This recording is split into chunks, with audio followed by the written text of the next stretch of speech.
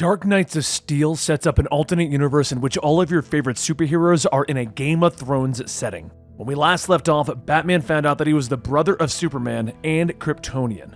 Forces have begun to manipulate the kingdoms, attempting to bring them to war. We have the Kingdom of Storm, which is basically the Black Lightning family. We have the Amazons, which are Wonder Woman's faction. And we have the Elves, which is basically Superman and Batman's faction. On top of that, we have Oliver Queen, who was in the dungeons of the Elves Kingdom, and he freed Banshee, who is basically Dinah. And we have Constantine and Ra's al Ghul working in the background behind the scenes. Right now, Superman's mother, Laura, has just cut Hippolyta in half, and the war has started. But maybe Superman can stop this? Perhaps Kal-El and his brother Bruce Wayne can prevent the war from getting worse. This is Comicstorian, where I make audio dramas of your favorite comic books. This lets you keep up to date and know what to add to your collection, and today we'll be covering Dark Knights of Steel 9 and 10.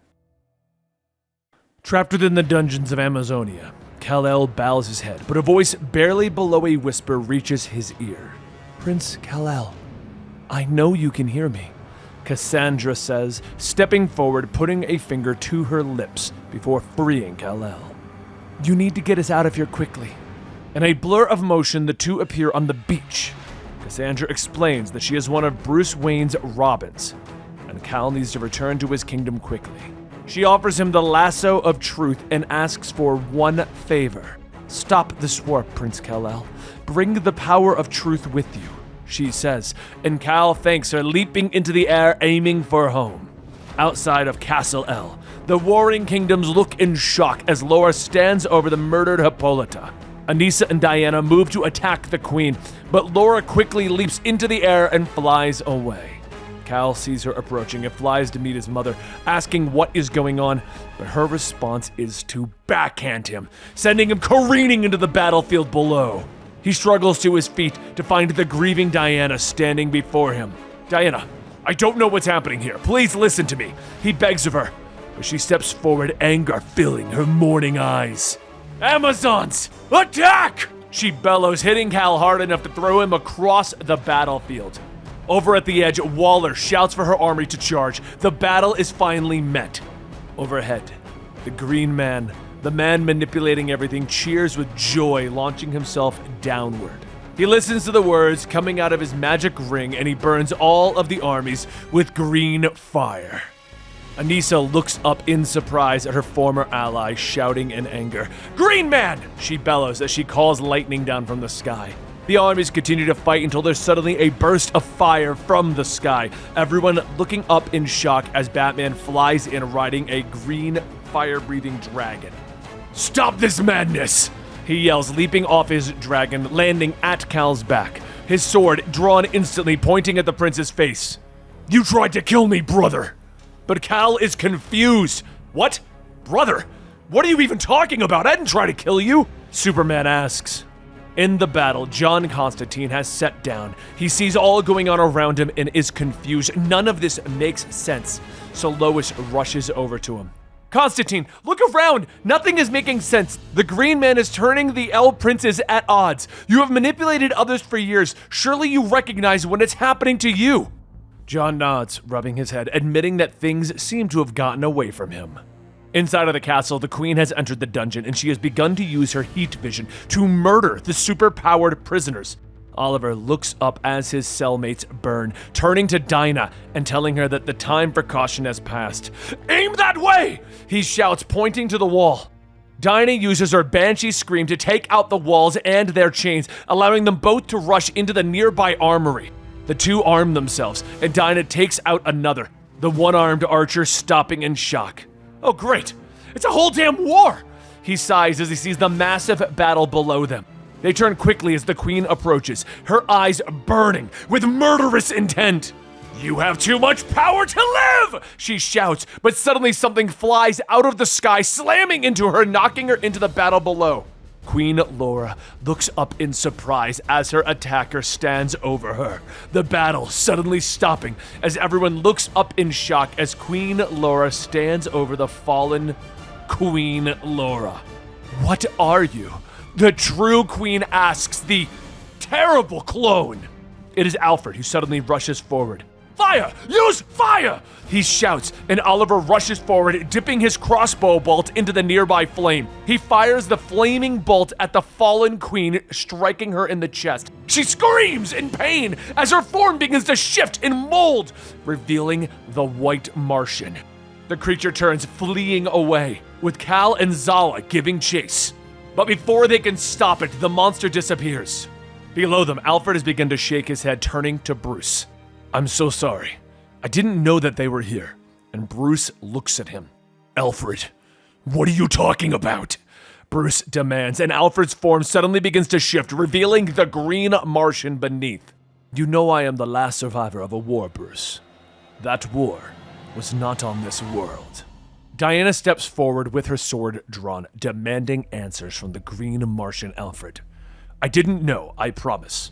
Alfred tries to tell her, but Bruce steps in the way of the Amazon's weapon. Hold, please. He tells her, and Diana orders him to move. Above their heads, the green dragon lowering its massive jaw. Hey, angry Amazon lady, the Batman asked you to hold. Garth growls. Kal-El steps forward at the lasso of truth, which Diana is shocked he possesses.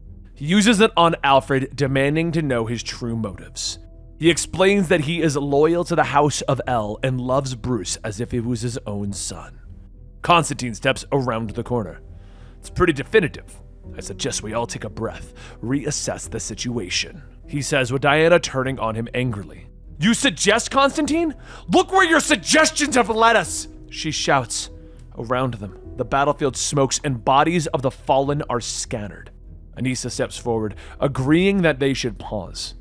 But she is shocked when her fallen brother, now brought back from the dead, steps up from Constantine's wagon. What have you done? She gasps in shock and anger as she turns to John Constantine. Queen Laura-El steps through the battlefield, ordering her forces to stand down. She says that they will allow the Amazons and the Storm armies to gather their dead and take shelter within the Castle El. Waller is shocked, beginning to protest, but Laura shakes her head. They will be welcomed, General Waller. They will be fed, and they will be sheltered. And then I invite you to discuss the true enemies in our midst, Laura says as she turns back to the opposing queens. Later, the queen has gathered in the throne room and begun to question Alfred. But they are interrupted as Harley Quinn opens the doors for Lady Ivy, who insists that if the planet is in peril, then she should have an avatar at this meeting. The queens do not protest as Lady Ivy creates a throne of vines for herself. Tell us everything we need to know, they say to Alfred. So Alfred explains that his real name is Jean Jans, and it comes from the planet of Mars. Once it was a thriving utopia where the white and green Martians lived in relative peace. But Protex came and declared that the white Martians were superior to the green Martians, and a civil war broke out. The green Martians couldn't fight physically because of the more brutish white Martians, so they devised more powerful weapons that spread fire across the surface of the planet. It covered the planet of Mars in red ash, and both sides were almost wiped out. Jean remained the sole green Martian, having lost his family in the war. He decided to leave the barren rock that his planet had become, and he came to Earth. The Waynes knew what I was. The king and the queen asked me to keep it a secret, Jean says as he finishes his story, explaining that Protex has now come to Earth with the remaining white Martians to rule and enslave mankind. Laura nods her head, explaining that now they know. They need to ally their kingdoms as never before and fight against the new threat. Diana agrees. I know who is responsible for our pain. I know who has earned my fury. I will find Protex, wherever he is, she vows. But meanwhile, over in the forest, the Green Man sits atop a tree, speaking to his magic ring, asking what he is to do next, but the ring tells him that his time is over. And Lex looks at it in confusion. I don't understand, he whispers. We can't allow so much power to be held by a man who believes inanimate objects are speaking to him, the ring says. And that's when Protex appears, ripping the Green Man's arm off of his body and dropping him into the forest. You were a tool for a time of subterfuge, Luther. That time has passed, Protex declares as the other white Martians suddenly appear behind him. That brings us to the conclusion of Dark Knights of Steel chapters 9 and 10. Now, this story only has 12 chapters. 11 is already out, and you can go to your local comic book store and pick it up right now, or you can wait till the end of July, which is when I'm going to be covering it because I'll be combining it with chapter 12. So we'll get chapters 11 and 12 coming out at the end of July. The release date for Dark Knights of Steel number 12 is July 25th. I looked it up. So at the time of making this video, that's when it's coming out. And yes, I agree. Dark Knights of Steel has had way too many delays. I really wish I knew what happened, but either way, this story has been incredible, and the artwork is some of my favorite going on in DC right now. Anyway, I hope you guys enjoyed today's video. Make sure you like and subscribe and hit that notification bell as we bring you 3 to 5 comic book videos a week. Plus, I give you my opinions on what is going on in the world of comic books. And you get all of that by subscribing to our channel. Thank you guys so much for your continued support. I really do appreciate it. And I will see you next time right here at Comicstorian.